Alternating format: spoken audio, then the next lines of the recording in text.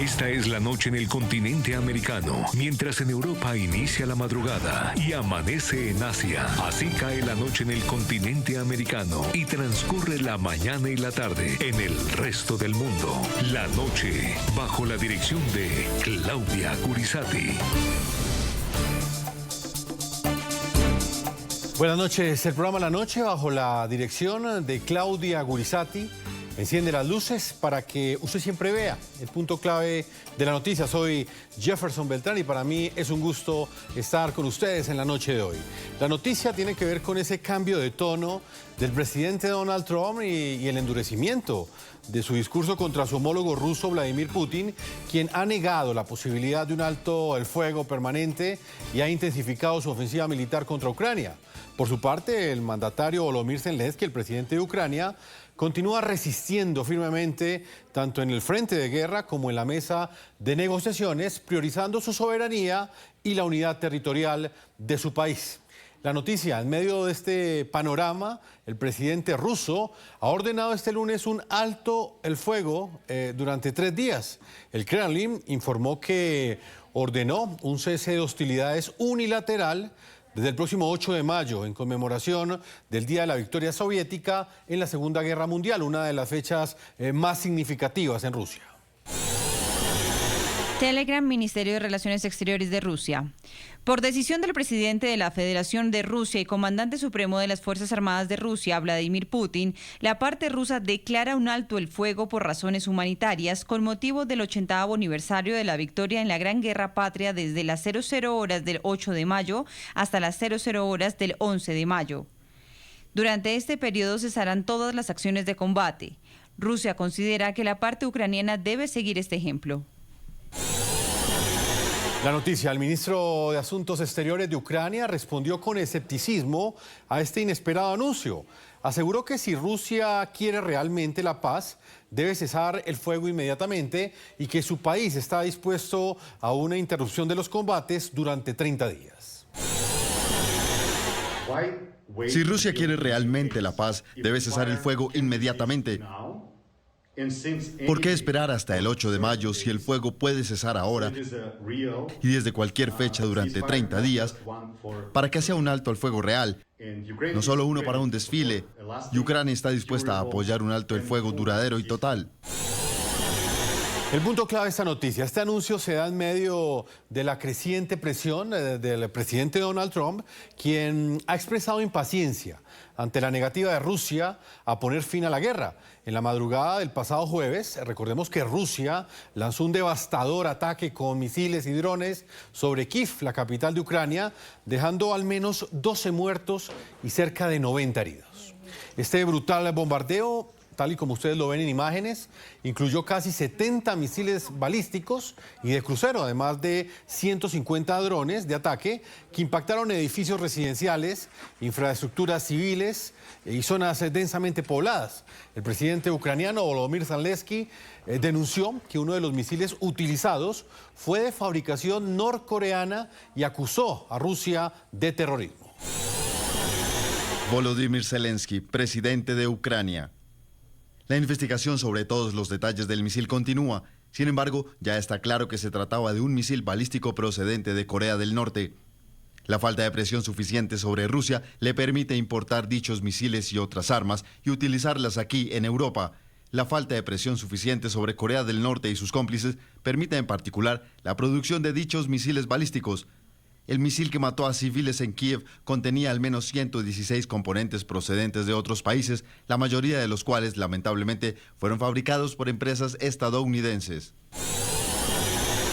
El punto clave de esta noticia, las dudas expresadas por el presidente Donald Trump, como lo planteaba anteriormente, sobre el compromiso y el verdadero deseo de paz del presidente Vladimir Putin y ese deseo de poner fin a la guerra en Ucrania. No parece claro para la comunidad internacional, o por lo menos hay mucho escepticismo alrededor de él. Es evidente, en lo que tiene que ver con el presidente Donald Trump, el cambio de tono. Él ha condenado los ataques rusos contra civiles y ha exigido a Vladimir Putin que pare, que detenga los ataques contra Ucrania. Trump insinuó posibles sanciones bancarias o secundarias contra Rusia si los bombardeos persisten. Donald Trump, presidente de Estados Unidos. No estoy contento con los ataques rusos contra Kiev, innecesarios y en un mal momento. Vladimir, detente. Mueren 5.000 soldados a la semana. Trabajemos por el acuerdo de paz. No había ninguna razón para que Putin estuviera disparando misiles contra zonas civiles, ciudades y pueblos en los últimos días. Me hace pensar que tal vez él no quiere parar la guerra, solo me está dando golpecitos a lo largo y tiene que ser tratado de manera diferente, a través de banca o sanciones secundarias. Demasiada gente está muriendo. Y en el programa de la noche vamos a presentarles un análisis de esta importante noticia. Voy a la capital de los Estados Unidos. Allí está Stephen Donahue, reconocido consultor de seguridad nacional y global, socio director de la firma internacional de asesoría estratégica McClarty Associates. Bienvenido al programa de la noche, señor Stephen. Muy buenas noches. En Texas, en los Estados Unidos, nos acompaña Hugo Hacha, consultor de seguridad y defensa internacional, investigador académico en temas de seguridad global. Profesor Hacha, bienvenido a este programa. Apreciado Jefferson, siempre un placer, a sus órdenes. Lo primero que les quiero preguntar a ambos es este cambio de tono. ¿A qué creen ustedes que responde esta nueva postura, o por lo menos la forma como ahora el presidente de los Estados Unidos, Donald Trump, se está dirigiendo al mandatario ruso Vladimir Putin? Lo hace en el contexto de un cruento ataque, tal y como lo acabamos de presentar, que ejecutó Rusia contra Kiev, contra infraestructura civil de la capital ucraniana. Señor Stephen Donahue, en Washington, comienzo con usted. ¿Esto es una estrategia calculada? ¿Qué hay detrás de esta decisión del mandatario estadounidense? Bueno, muchas gracias por incluirme en este programa. Yo creo que el señor Trump ya está comenzando a ver que no se puede creer lo que el señor Putin dice. Él ya desde hace tiempo ha dicho que sí, que estaba dispuesto a negociar una solución y una paz con Ucrania, pero no lo ha hecho. Y el señor Trump, ya que después de haber prometido terminar esta guerra en los primeros 24 horas de su mandato, ya está llegando a 100 días esta semana de estar en el cargo y no hay nada. Solo hay más pérdidas, más muertes y es bastante claro que él de veras sí quisiera tener esta oportunidad de participar en una paz entre Rusia y Ucrania. No sé si es porque anhela la posibilidad de tener un premio al final de todo, pero claramente él está queriendo que haya una paz, y el señor Putin otra vez no está logrando lo que se ha comprometido, no está llevando a cabo las promesas que ha hecho hasta con el señor Trump. Profesor Hugo Hacha, ¿qué piensa usted de este cambio de tono de Donald Trump hacia Vladimir Putin? ¿Usted cree que detrás de todo esto hay una estrategia calculada o sencillamente es una frustración del mandatario estadounidense, que recordemos pasó de negociaciones directas con el mandatario ruso a una amenaza también directa de sanciones bancarias? Inclusive así lo dijo a través de su red social. Bueno, mire, yo creo que hay dos componentes. Uno de ellos que yo siempre menciono cuando se trata de la interacción con la élite rusa. Hay un término en ruso que se denomina vranio. Es de difícil traducción, pero lo voy a resumir así. Yo miento mientras negocio con usted. Usted sabe que estoy mintiendo. Yo sé que usted sabe que estoy mintiendo, pero ambos vamos a mentir para tratar de obtener algún avance. El tema de la comprensión de la manera en la que Rusia encara su visión geopolítica es algo que parece inicialmente haber eludido a algunos personeros de la administración. Vladimir Putin no ha obtenido ninguno de los objetivos que se planteó en el campo de batalla o en el ámbito de la imposición política con respecto a Ucrania. Y no puede presentarle a su base de apoyo popular, política y financiera un resultado efectivo de lo que él denominó la operación especial y que debería haber durado únicamente 3 días. A esto yo le añado un segundo factor. De acuerdo a todas las fuentes creíbles, es inminente la firma del acuerdo de minerales y tierras raras entre los Estados Unidos y Ucrania. Esto, sin entrar en mayores detalles, le permitiría a Ucrania, y de ser cierto el reporte del Wall Street Journal, que no incluiría ningún tipo de deuda pasada con respecto a la cesión de equipo militar, capacidad financiera para poder adquirir los elementos que precise sin que estos estén condicionados, como lo estuvieron anteriormente en la calidad de donación, con respecto a su número, empleo y su despliegue. Creo que la combinación de estos factores, y concuerdo con mi colega, un poco de ese hastío que tiene la administración que se comprometió a concluir el conflicto en las primeras 24 horas, han llevado a esta mudanza en el tono que tiene la administración, ya colocando un poco más los puntos sobre las íes en quien es el verdadero agresor y quien debería llevar el peso de la responsabilidad en terminar la agresión y el conflicto. Profesor Hugo Hacha, ¿pero esto va a tener algún impacto en esa negociación? ¿Ese cambio de tono usted cree que sí logrará disuadir a Vladimir Putin? Porque lo que hemos visto en estos últimos días es una negativa directa del mandatario ruso a acceder a una tregua permanente, o por lo menos de 30 días. Ha anunciado que sencillamente dejará de atacar a Ucrania, hará un cese de hostilidades únicamente por 3 días, inclusive que argumenta que lo hace precisamente porque es una fecha que es muy importante para los rusos. Bueno, mire, la construcción de la narrativa y la estructuración del mito ruso tiene que ver con cuestiones que serían demasiado largas para explicarlas aquí, pero una de ellas es la idea de que Rusia fue la única y gran vencedora de la Segunda Guerra Mundial y fue quien doblegó y quebró a la Alemania nacionalsocialista. Y para esa celebración del 8 al 11 de mayo, Putin necesita, como todos los líderes rusos lo han hecho desde el final de la Segunda Guerra Mundial, la certeza de que los desfiles por el Día de la Victoria no serán interrumpidos de manera inconveniente por drones o por acciones militares de Ucrania. Así que créame, esto es una medida estrictamente pragmática. Esto no tiene nada que ver, como dice el encabezado, de que por razones humanitarias la Federación Rusa declara un cese unilateral de hostilidades. No, él quiere tener un argumento de que si llega a suceder una situación va a culpar a los ucranianos de una agresión. Esto tiene que ver de nuevo con una aproximación pragmática, muy cínica en la manera en la cual la Federación Rusa encara el conflicto. La manera en la que Lavrov ha contestado, fíjese usted los puntos. Quieren absoluto reconocimiento de los territorios anexados, inclusive áreas que no han sido capaces de ocupar militarmente. Quiere de que se interrumpan los procesos, inclusive los procesos de violación de derechos humanos y de lesa humanidad que efectivos de las fuerzas militares de la Federación Rusa han cometido. Quiere un descongelamiento inmediato de los activos rusos, quiere un levantamiento de las sanciones, quiere una denazificación de Ucrania, un término propagandístico que no tiene gran asidero sobre el terreno, y por sobre todas las cosas quiere una garantía absoluta con respecto a lo que ellos denominan la aproximación excesiva de la OTAN. Un pie de página a esto. Mientras estas negociaciones, entre comillas, se desarrollan, la Federación Rusa, conforme el Wall Street Journal también ha reflejado, ha desplegado ya una cantidad significativa de efectivos militares, por ejemplo, en la frontera con Finlandia, poniendo muy nervioso al liderazgo de la OTAN.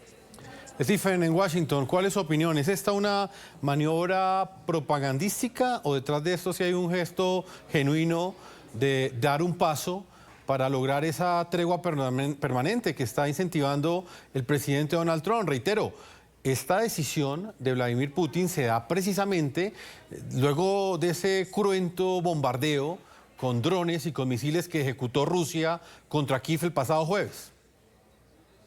Hay dos factores, Jefferson. Primero, el señor Putin ya ha escuchado muy bien al señor Trump diciéndole que ya basta. Y esta es una señal, aunque sea muy pequeña, 3 días no es nada, para que él pueda decir que les dimos algo. Pero segundo, como dijo el profesor Hacha, él tiene un desfile militar enorme que es de gran importancia para él y para su país, para tratar de demostrar que todavía tienen alguna importancia en el mundo.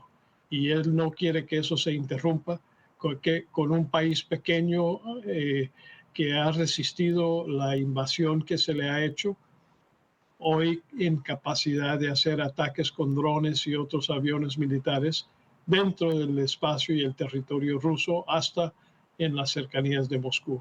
Él no quiere la vergüenza de que un país pequeño que dijo que iba a poder doblegar en 3 días y hoy, 3 años después, no ha hecho nada, que ellos puedan demostrar su capacidad de atacar a la gran Rusia del cual él es el líder. Este es el análisis que planteamos hoy aquí en el programa La Noche y ustedes también pueden participar. Los invito a que ingresen y que, bueno, también nos sigan en las cuentas de X y en Instagram. Ahí aparece en la parte inferior de nuestra pantalla, @lanoche, NTN24, @segurizati, NTN24, la cuenta de nuestra directora, y mi cuenta personal, @Jefferson, NTN24, en Instagram, y también me pueden seguir en la red social X, todas sus opiniones. Una pausa comerciales y ya regresamos a este programa La Noche.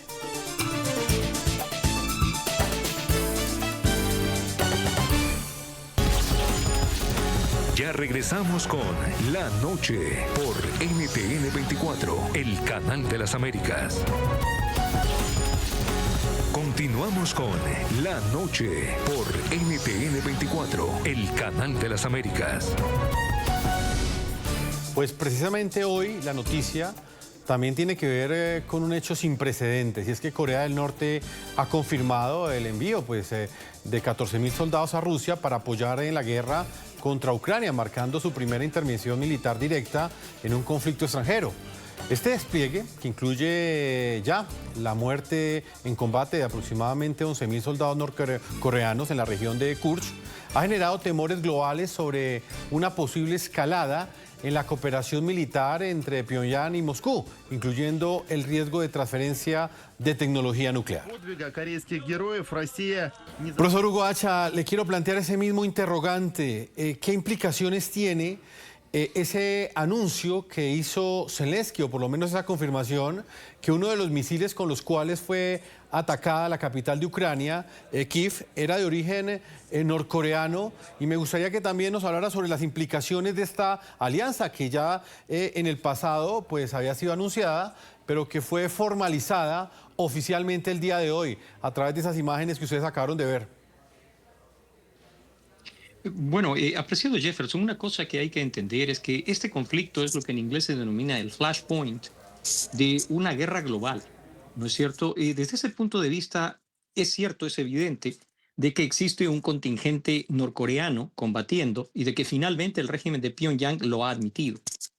Al comienzo de la invasión, hay que recordar que información de inteligencia británica reveló de que ya había munición de artillería norcoreana que, en transacciones facilitadas por la China, encontró la manera de abastecer a las unidades de artillería que apoyaban al grupo Wagner.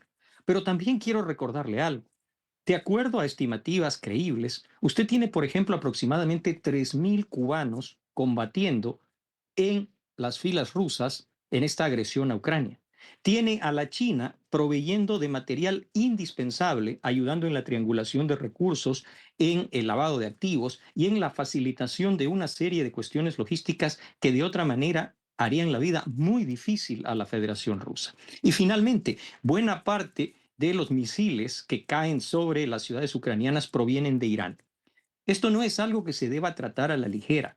El conjunto de las alianzas de los estados adversarios de Estados Unidos y de Occidente han encontrado en el conflicto ucraniano uno, reitero, de los flashpoints en los cuales se torna cada vez más evidente los frentes en los cuales esta nueva guerra global se está desarrollando. No hay que perder de vista que China mantiene atenta mirada sobre el desarrollo y el comportamiento militar y diplomático de los Estados Unidos y de la OTAN, porque tiene sus propios intereses en el estrecho de Taiwán, así como lo hace Irán en su confrontación global. No es cuestión de desdeñar a los otros actores mencionados. Mi colega mencionaba a Nicaragua, yo he mencionado a Cuba, porque a través del ciclo del crimen transnacional organizado también la Federación Rusa ha sido capaz de paliar en alguna medida sus necesidades financieras. Este es un conflicto que va mucho más allá de una guerra en sordina en un pequeño país del este europeo. Esta es una guerra que está afectando la economía y la estabilidad global. Pues Stephen y profesor Hugo Hacha, permítame, voy a integrar en este momento en Ucrania a uno de los combatientes que está en el frente. Él se encuentra en Ternópil, en Ucrania, soldado de la Legión Internacional del Ejército de Ucrania. Él se llama Yuri Previtali, es de nacionalidad italiana, lleva combatiendo 2 años. Y por esa razón hoy hemos querido también tener una actualización sobre lo que está pasando en el frente. Yuri, bienvenido al programa La Noche y recibimos con preocupación estas noticias en las que queda en evidencia que mientras se persigue una tregua por lo menos temporal de 30 días por parte de Rusia en Ucrania, lo que encontramos es que se han intensificado los bombardeos en los últimos días. ¿Cómo está la situación en este momento en el frente, Yuri? Bienvenido. Buenas tardes, aquí desde Ucrania. Me encuentro en la ciudad de Ternopil, ahí hay la estación del tren. Terminé ahora de llegar. Aquí la guerra continúa. No creemos mucho a la palabra de Putin. También hace lo mismo para la Pascua ucraniana. En el frente continuaron la lucha, ataque misilísticos, la mayoría de la ciudad ucraniana como Sumy, Kiev, Kharkiv. Está un poco una situación delicada en el momento. Yuri, una de las grandes noticias más importantes el día de hoy tiene que ver con la formalización de esa alianza a través de apoyo militar de Corea del Norte hacia Rusia. Esa presencia del ejército norcoreano, de soldados de otro país, en este caso no solamente rusos, sino también de Corea del Norte, ¿qué representa en el campo de batalla? Ustedes como soldados, ¿cómo reciben eso? Teniendo en cuenta que ya en el caso suyo, ya completa más de 2 años combatiendo por Ucrania frente a una invasión que pues ha ejecutado Vladimir Putin. Sí, de verdad, yo llegué aquí como voluntario, como también hay bastante voluntario colombiano aquí en Ucrania. Es muy diferente de lo que pasa con lo norcoreano. Los norcoreanos tienen una sorta de alianza con Rusia y llegaron a pelear en el Kursk y también en Ucrania, en territorio ucraniano. Lo que pasa, encontraron también 2 soldados chineses de China que los ucranianos los sacaron como prisioneros. Nada, la situación aquí es muy complicada. Nosotros también, el ejército ucraniano tiene bastante voluntario de Europa, de América. Creo que usted sabe bien la situación que hay aquí con bastante voluntario colombiano, cubano, de todos los países. Soldado, yo quiero agradecerle su tiempo. No puedo dejar de preguntarle sobre esta tregua de Vladimir Putin. Él asegura que durante 72 horas dejará de ejecutar hostilidades y bombardeos en contra de Ucrania. Usted como un militar que está en el frente de batalla, ¿cómo recibe este anuncio? ¿Usted es escéptico o cree en esas propuestas de tregua que hace Putin?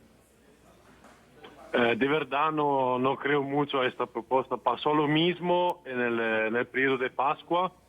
Hablaron que hay como un día de tregua, de paz. De verdad no es que pasó aquí. Vamos a mirar, de verdad vamos a mirar. El presidente Zelensky preguntó para hacer un 30 días. Pero creo que Rusia no quiere. La hostilidad en el frente a todas las horas, a todos los minutos se dispara, hay mortero, hay dron, porque también ahora aquí es una guerra con bastante dron. De verdad, nosotros como ejército ucraniano no creemos mucho a la palabra de Putin. Soldado Yuri Previtali, y la gente, los pobladores de esta zona donde usted se encuentra, que usted nos la acaba de mostrar a través de la cámara de su teléfono celular, ¿qué piensan de toda esta situación? De lo que está sucediendo específicamente con esa posibilidad, aunque remota, de paz que se abrió con la mediación, el papel que estaba ejecutando Donald Trump, Y ahora las nuevas condiciones, este cambio de tono del presidente Donald Trump frente a su homólogo ruso, Vladimir Putin, y específicamente esta serie de ataques que han sucedido en los últimos días. La gente, ¿qué piensa de todo lo que está sucediendo? De la forma como Zelensky está manejando esta situación. Es muy difícil, es una situación bastante... ahora es momento de política, A la guerra continua, la gente, los ucranianos, no tengo mucha fiducia de él. De verdad no gusta mucho el Trump. Trump no gusta mucho porque creo que también en Colombia se miró lo que pasó con Zelensky, las humillaciones que pasó con el presidente de Ucrania. La gente claramente no vamos a mirar todo lo que pasa, pero es muy difícil hacer un plan, pensar a lo que va a pasar, de verdad. Pues Yuri Previtali, quiero agradecerle a usted su tiempo. Ya es de madrugada en Ucrania, en Ternopil. Usted es soldado de la Legión Internacional de nacionalidad italiana. Lleva ya combatiendo 2 años por la libertad de Ucrania. Gracias por habernos acompañado. Muchas gracias. Vuelvo a Washington con Stephen Donahue. Stephen, específicamente sobre las razones que llevan a Vladimir Putin a negarse a una tregua de 30 días. ¿Qué hay detrás de todo esto? ¿Hay una voluntad real por parte del líder ruso de llegar a un acuerdo de paz con Ucrania? ¿O sencillamente hay un interés estratégico para seguirse reorganizando en el frente de batalla y quizá recuperar esas zonas que le ha arrebatado Ucrania? Lo que sorprende, Jefferson, es que solo ofreció una tregua de 3 días y eso nos dice que esto fue por razones netamente personales o de los rusos para el evento que tienen esta semana. Yo creo que él no está listo para concederle nada de tiempo a los ucranianos porque es un tiempo durante el cual Europa y los Estados Unidos pueden seguir reabasteciendo a Ucrania para que puedan seguir en la lucha.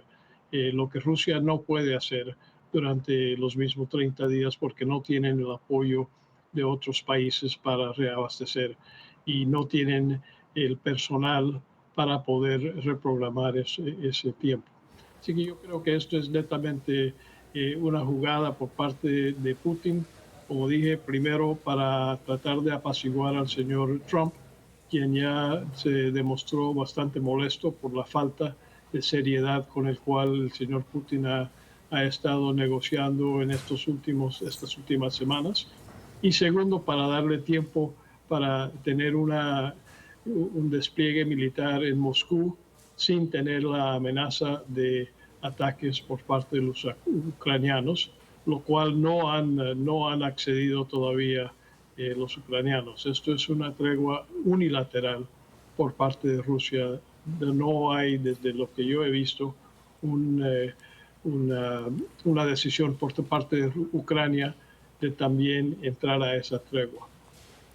Profesor Hugo Hacha, ¿de qué va a depender que Donald Trump fracase o logre con éxito disuadir a Vladimir Putin para que acepte no una tregua de 3 días, que ya ustedes la han calificado y la han analizado muy bien, que es de carácter propagandístico y quizás también de carácter estratégico para garantizar los desfiles militares que se van a dar durante esa primera semana de mayo, sino específicamente para que se dé una tregua real, por ejemplo, la que aspira a Ucrania, que se haga de por lo menos de 30 días.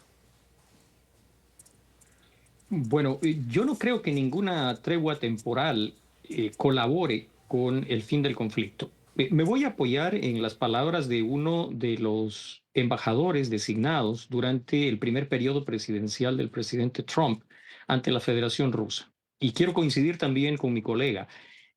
Rusia, y eso lo ha demostrado a lo largo de la historia, solamente comprende posiciones de fuerza, posiciones en las cuales la contraparte tiene la capacidad de hacer valer su posición mediante el uso efectivo de fuerza militar.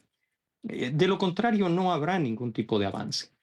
Lo que quiero decirle es que el único momento en el que hubo algún grado de predisposición por parte de Rusia a buscar algún grado de diálogo se dio durante el periodo en el que, habiendo fracasado la operación especial, habiéndose liberado toda la región alrededor de Kiev y habiéndose dado la contraofensiva ucraniana, que tomó a todo el mundo por sorpresa, parecía inminente de que Ucrania pudiera emular lo que se llamó el milagro del Vístula en la invasión soviética a Polonia en 1920.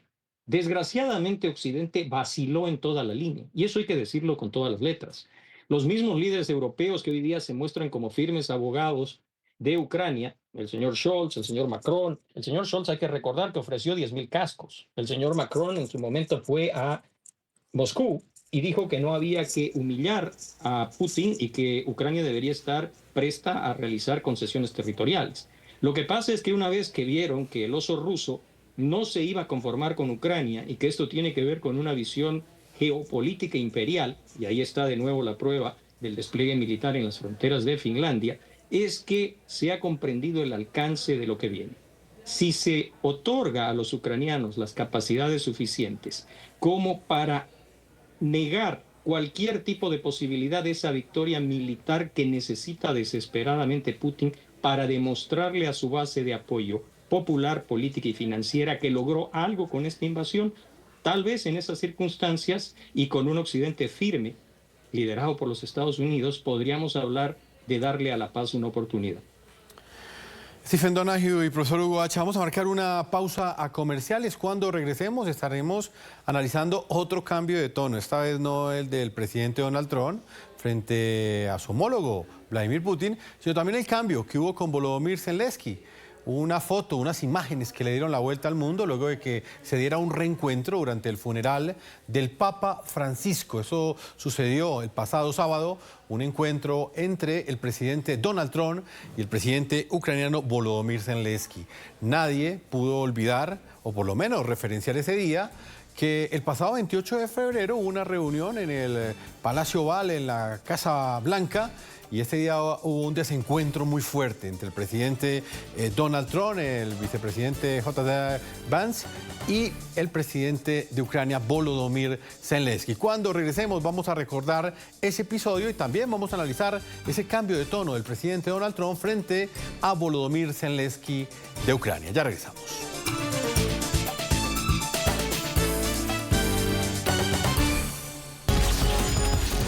Ya regresamos con La Noche por NTN 24, el canal de las Américas. Continuamos con La Noche por NTN 24, el canal de las Américas.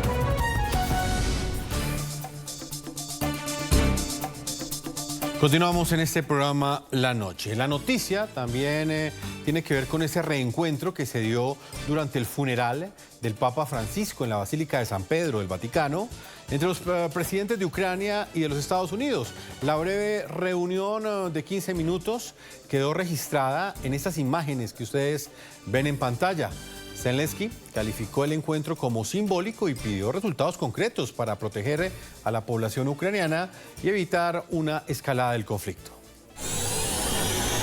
Вчорашні зустрічі у Ватикані та Римі підтвердили, що наші партнери розуміють. La reunión de ayer en el Vaticano y Roma confirmó que nuestros socios comprenden lo que está ocurriendo. Максимально швидко. Ucrania está dispuesta a avanzar lo más rápidamente posible en la diplomacia. Hace 47 días aceptamos la propuesta estadounidense de un alto el fuego incondicional y más tarde hicimos nuestras propias propuestas a los rusos para que dejaran de atacar objetivos civiles. Al menos eso, pero en Moscú responde con Shaheds, misiles, artillería y nuevos asaltos. El punto clave de esta noticia, la reunión en el Vaticano entre los mandatarios de Estados Unidos y Ucrania es el primer encuentro directo que se da desde esa acalorada discusión en la Casa Blanca que recordemos sucedió el pasado 28 de febrero. Esa disputa, que incluyó reproches y desacuerdos mutuos sobre la estrategia para alcanzar la paz en Ucrania, evidenció en ese momento profundas diferencias sobre cómo abordar las negociaciones con Rusia. Ese día la tensión entre el presidente de Ucrania y el presidente de los Estados Unidos escaló cuando Trump y el vicepresidente J.D. Vance cuestionaron fuertemente a Zelensky por negarse a aceptar un acuerdo de paz que incluyera la cesión de Crimea a Rusia. El vicepresidente de los Estados Unidos dijo muy fuerte que Zelensky no valoraba suficiente el apoyo militar y financiero que le había dado Estados Unidos. Por su parte, Zelensky se defendió con firmeza, también defendió la soberanía de Ucrania y subrayó que su país lucha por su existencia y no por hacer concesiones. ¿Qué tipo de diplomacia está hablando? ¿Qué quiere decir? Estoy hablando del tipo de diplomacia que va a terminar la destrucción de su país. Señor presidente, con respeto, creo que es irrespetuoso de su parte venir a la oficina Oval y discutirlo frente a los medios. Ahora están forzando la línea de batalla porque tienen problemas de hombres. Usted le debería estar agradeciendo al presidente por resolver este conflicto. Usted está hablando de los conflictos que nosotros tenemos. De hecho, he visto las historias y sé que lo que pasa es que usted lleva a personas, les lleva a un tour de propaganda. Usted está de desacuerdo con que tiene problemas uniendo a su gente en el ejército y usted piensa que es irrespetuoso venir a la oficina Oval de los Estados Unidos de América y atacar a la administración que está tratando de impedir la destrucción de su país.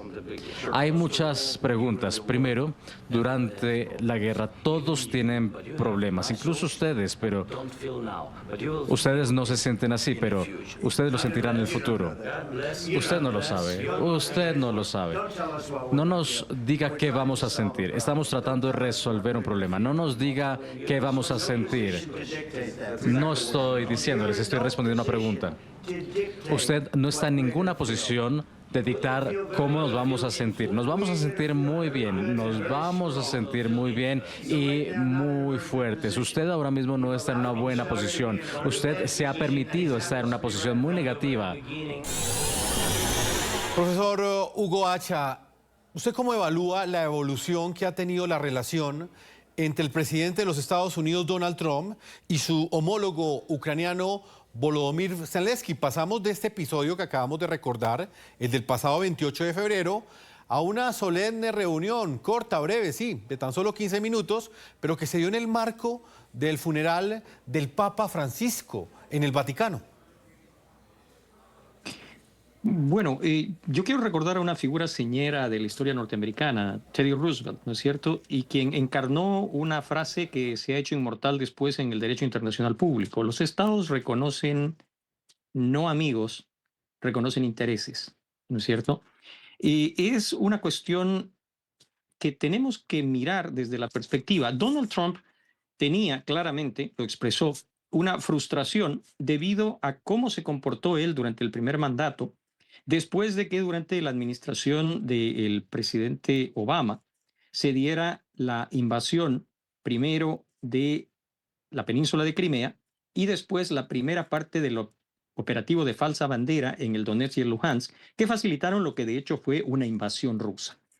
Desde ese punto de vista, en la administración del presidente Trump, por ejemplo, se enviaron a Ucrania los misiles Javelin, que después jugarían un papel esencial en la defensa. Pero ahí hay que hacer una puntualización. También se dio poco después, durante el periodo de Trump a la administración Biden, una serie de cuestiones políticas muy, muy complicadas que enardecieron los ánimos al interior de los Estados Unidos. Usted recordará, hubo el tema de la cuestión de todo el proceso de los impeachments al presidente Trump, hubo el tema de la cuestión ucraniana y el famoso quid pro quo, hubo el tema en el que en algún momento aparentemente el presidente Trump habría demandado información comprometedora sobre la familia del presidente Biden y sus actividades dentro de Ucrania y que fueron envenenando ese ambiente. Cuando se da el retorno, también es necesario señalar, y lo señaló en algún momento la embajadora de Ucrania, de que hubieron determinadas actitudes de una Ucrania que claramente tenía una mayor, vamos a llamar, simpatía por la continuidad de una administración demócrata. Esta factura se pagó con creces, creo yo, en la ahora infame reunión del despacho oval en la Casa Blanca. La conversación en el Vaticano es otro momento. Y quiero regresar al comienzo de esta entrevista, apreciado Jefferson. Creo que en el marco de este tratado que es inminente de minerales y tierras raras, creo que en la comprensión de que también en la administración Trump hay gente extremadamente capaz que entiende que en este conflicto se está desangrando al adversario convencional más capaz que tenía los Estados Unidos a un costo que es una fracción del presupuesto de defensa de este país y sin derramar una sola gota de sangre de un soldado norteamericano. Hay factores a considerar en cómo se desarrollará.